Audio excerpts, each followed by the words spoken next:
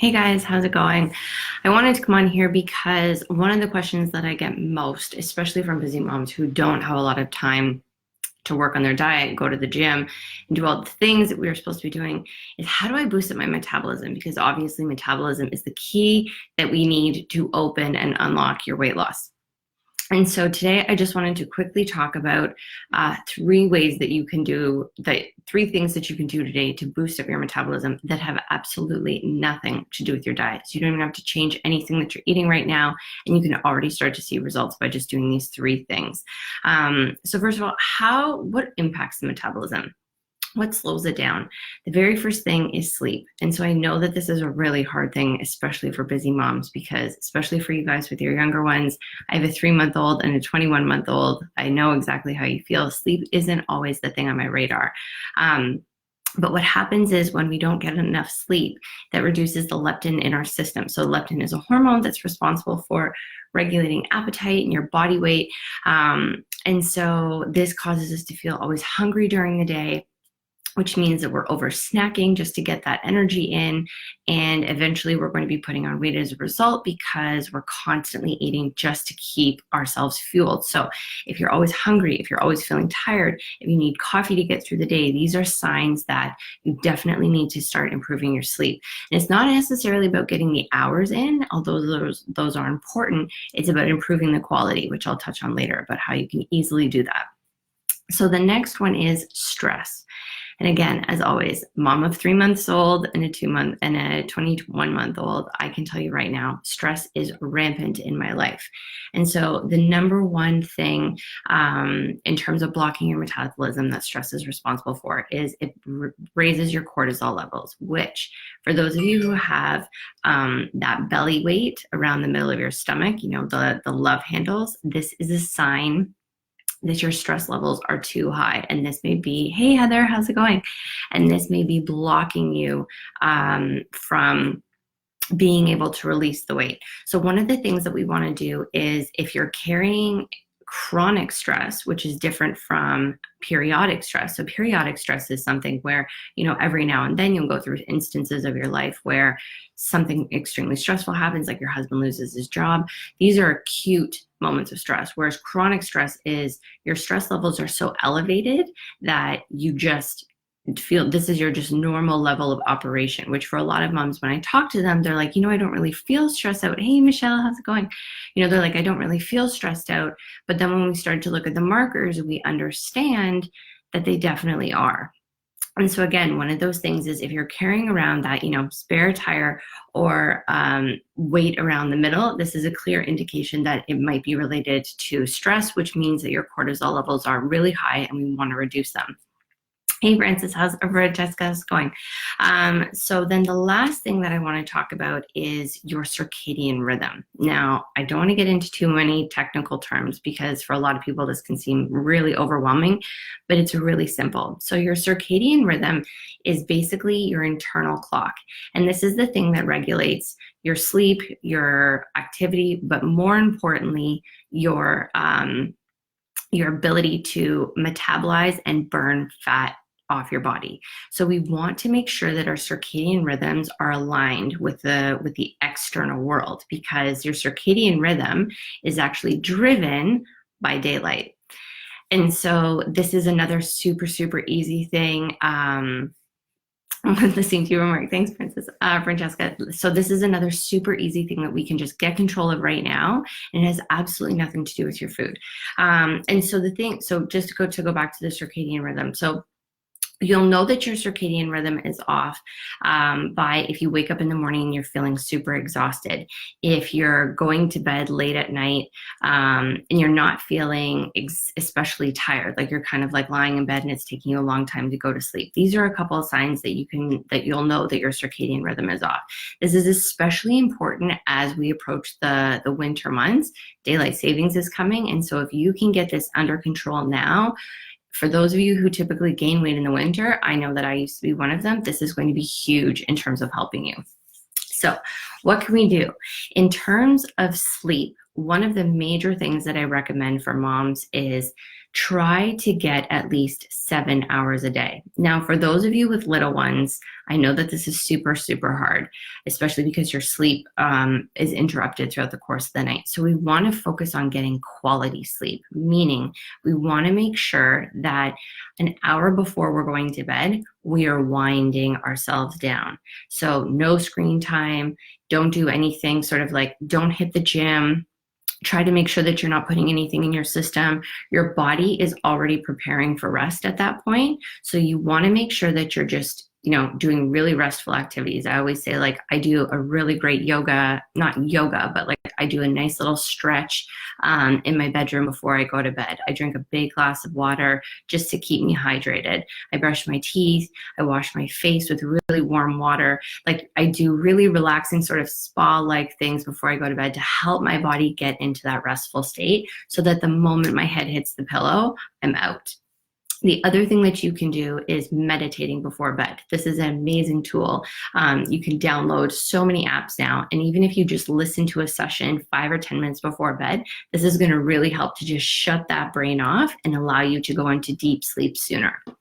So in terms of stress, also in terms of sleep, the last thing that I will say is, if you struggle, so if you're averaging 5 hours right now and say 7 hours is like totally out of your wheelhouse, one of the things that I always recommend to moms is that a great tactic that I use to help get my sleep up, because it's all about creating this as a lifestyle, is just each week adding on 10 or 15 minutes to your bedtime. So if you normally go to bed at 10 o'clock, this week, try to go to bed at 9:45. And set your alarm. So like an hour at 8:45, set an alarm and start preparing to go to sleep. As soon as the kiddos are down, that's what I do. As soon as my babies are in bed, I'm already winding down. I'm in bed by like 8:30 every single night. And so again, don't try to bite off more that you can chew. Just make sure that like each week you're going down 10 minutes, 15 minutes, so on and so forth. And then you can start to build up that sleep schedule for yourself.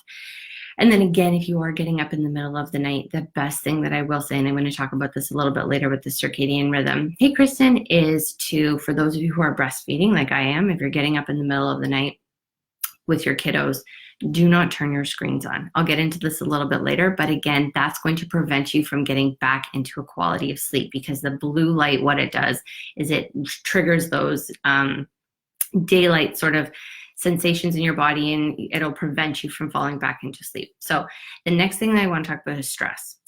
So this is very, very easy. I know that we all talk about it. If you're anything like me, you're a mom, you're always on the verge of feeling burnt out. If not, you're already feeling burnt out. And so these are really quick, easy tools that I use in my day-to-day to just help regulate the stress. So the first one is meditation. And I'm not talking about 20-minute session where you're all zenned out in your bedrooms. I'm literally talking about taking 2 to 3 minutes every single morning and just sitting somewhere quiet. Usually it's sometimes for me, it's in my office, depending on how the morning's going. It's literally like I'm in the bathroom and I'm just sitting somewhere really quiet and just doing deep breaths. And what helps is if you count them, because then that helps shut down all of the chatter in your brain so that you can actually get into that nice meditative state. There have been so many scientific studies that show that even 3 minutes a day can reduce your stress levels dramatically. So it's really important to try to get in as much of that sort of just relaxed, deep breathing exercises as possible to get yourself into that nice, calm, meditative state. I try to set an alarm for myself. Usually I'll do it in the morning and the evening. That's really easy. And then I'm working on right now, or as I like to say, I'm putting love into this right now, where I'm trying to set an alarm and be conscious of it throughout the course of the day. So that way I'm still being mindful of how I'm feeling, how my stress levels are, and then just helping myself bring everything down. So the other thing that you can do that's super, super easy is walking. You can literally walk for 15 minutes.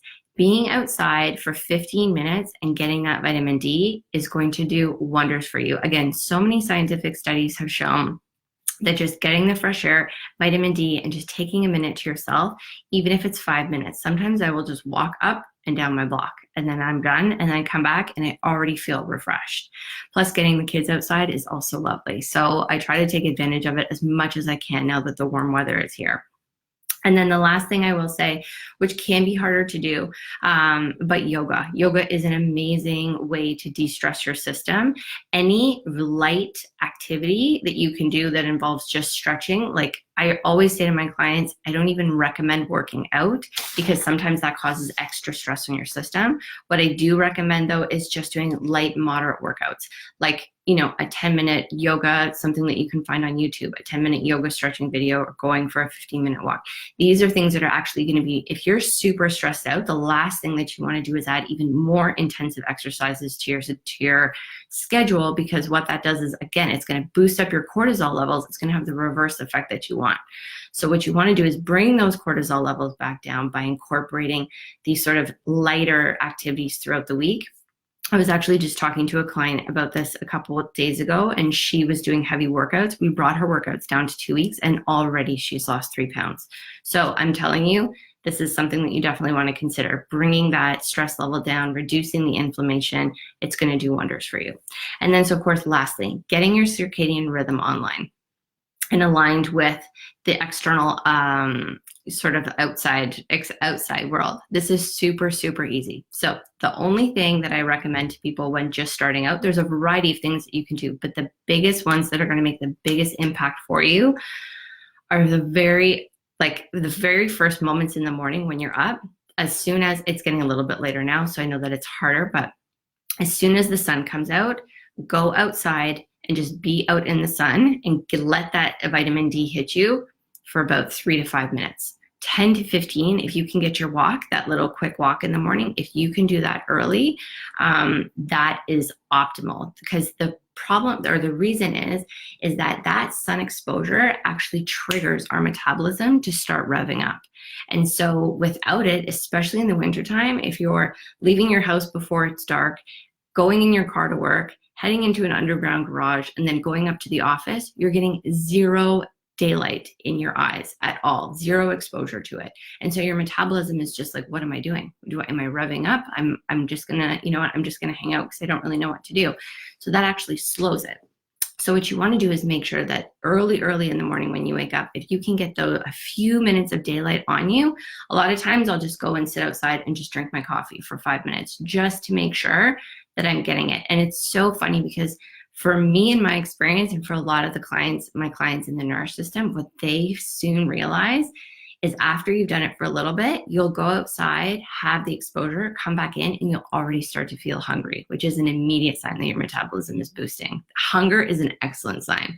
So the other thing that you can do to fix your circadian rhythm and help get your metabolism back on track is to make sure, like I said before, in terms of shutting down at the end of the day, avoid screens at least an hour before bedtime. I know for so many people this can be challenging, but one of the things that I always say, one of the things that I recommend is not using your phone as an alarm clock, because if it's an alarm clock, it's by your bed and it's so tempting to just scroll through emails or check Instagram or jump on Facebook for a little bit. Then you get caught in that cycle and it's really, really hard to get out of it. Next thing you know, you're up for an extra half hour. So one of the things that we've done in our household is I've actually gone and bought not an old-fashioned alarm clock, but it's an old-fashioned alarm clock now because so many of us use our phones. But I've actually gone and bought an alarm clock that uses daylight, artificial daylight, to wake us up in the morning. So 10 minutes before my alarm clock goes off, the light, and it's not blue light, so it's actually good for you. The light will start to get brighter and brighter and brighter. So it's like the sun is shining on my face, which is so amazing because a lot of times I'll actually wake up to that feeling of natural sunlight, which isn't startling my system the way an alarm clock does on my phone, which is usually like, bah, bah. So that's an amazing benefit. And then the other thing is to avoid, so back to what I was saying, avoid the screen time at least an hour before bed. This is huge because what this does is it signals your body that you're going into a restful state. And so when you're sleeping, which will allow you to get a deeper, better sleep, if you have exposure to those blue lights from the TV, from your phone, from your laptop, this is actually going to prevent your body from getting into that restful state. And it's going to actually prevent your body from going to a fasted state, which is also amazing for burning fat. So these are just a couple of the things that you can do to speed up your metabolism, especially now that we're heading into daylight savings time. This is going to be huge, just to make sure that you're, avoiding putting on that winter weight, because I know so many of us do. And if your weight loss is stuck right now, these are a couple of the things, or if you just don't have time to get your diet in check right now, but want to get started on the right foot, these are quick, simple, easy techniques that you can add into your day right now to start revving up your metabolism and getting everything back online, so that it's just about making those small steps. Conquer this thing first, then in a couple weeks you can move on to the diet, and then who knows, maybe in the new year you can start a workout program to sort of cap things off. But always just take things in really digestible bites. Don't think that you have to do everything at once, because believe you me, that's how you fail. So my recommendation would be start these 3 things for the next couple weeks, especially as we're heading into daylight savings time.